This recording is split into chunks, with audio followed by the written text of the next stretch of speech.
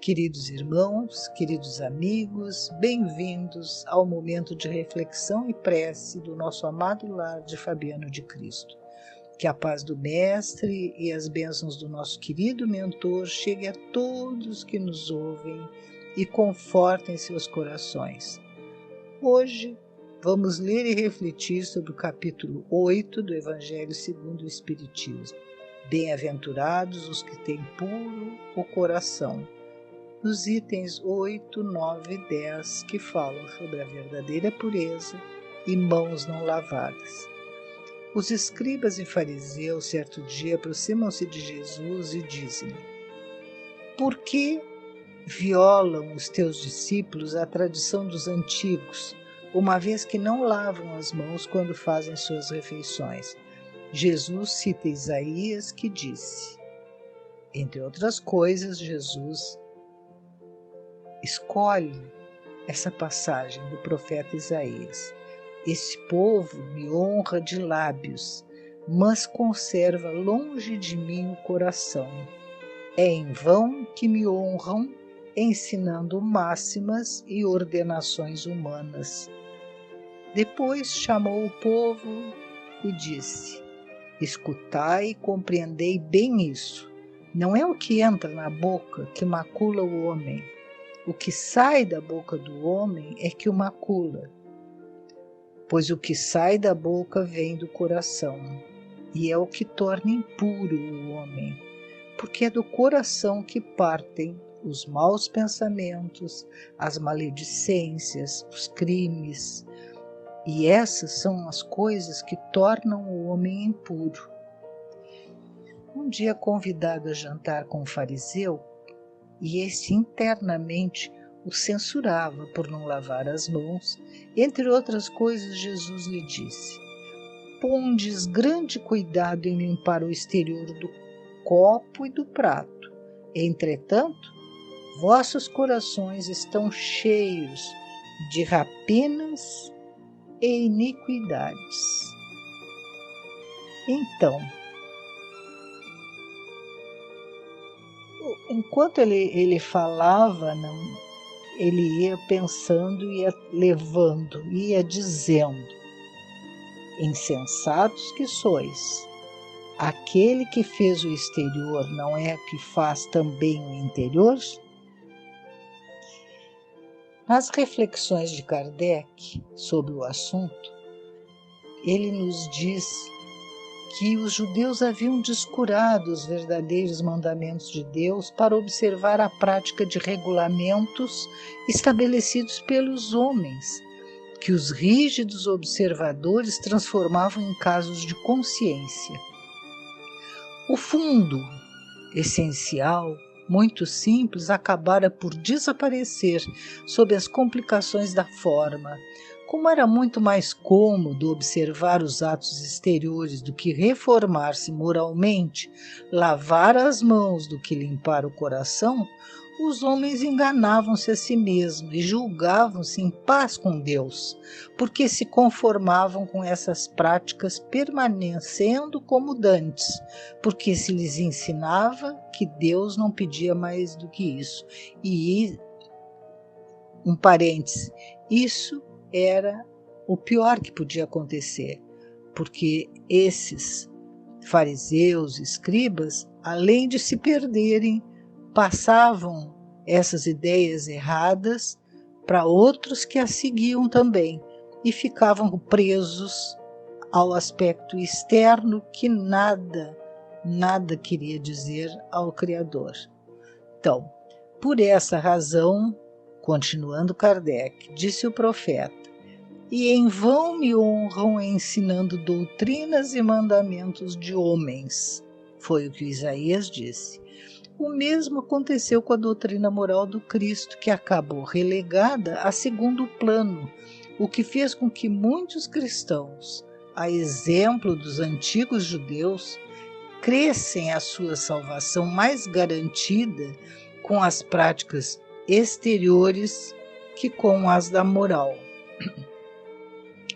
Até hoje, infelizmente, as práticas exteriores ainda predominam em algumas religiões. A tais adições que os homens fizeram à lei de Deus é que Jesus se refere quando diz: toda planta que meu Pai Celestial não plantou será arrancada pela raiz. O objetivo da religião é conduzir o homem a Deus. Kardec afirma isto. Assim, pois, o homem não chega a Deus enquanto não for perfeito. Toda religião que não melhora o homem falta aos seus objetivos. E aquela em que ele pretende apoiar-se para fazer o mal, ou é falsa ou falseada em seus princípios. Tal é o resultado de todas aquelas cuja forma altera a essência. A crença na eficácia das formas exteriores é nula, quando não impede os assassínios, os adultérios, as espoliações, a calúnia e, sob qualquer que seja a forma, a dano ao próximo.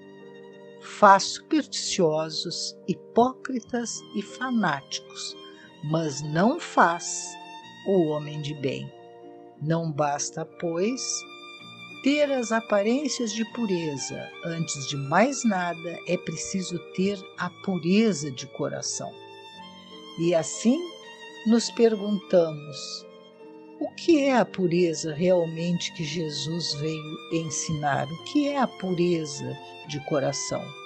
A pureza não é afastar-se, não é lavar as mãos, não é partilhar apenas com aqueles que são considerados também puros.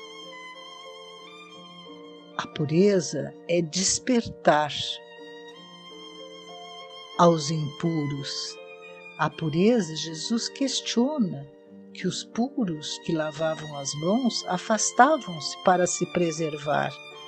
E para Jesus é o contrário. A pureza deve se fazer presente entre os impuros para purificar.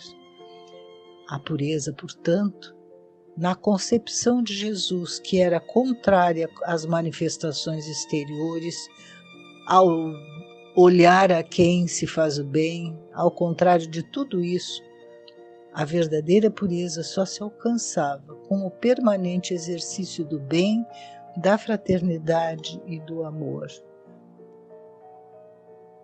Como alcançar a purificação e a maravilhosa recompensa de poder ver, contemplar e entender a Deus?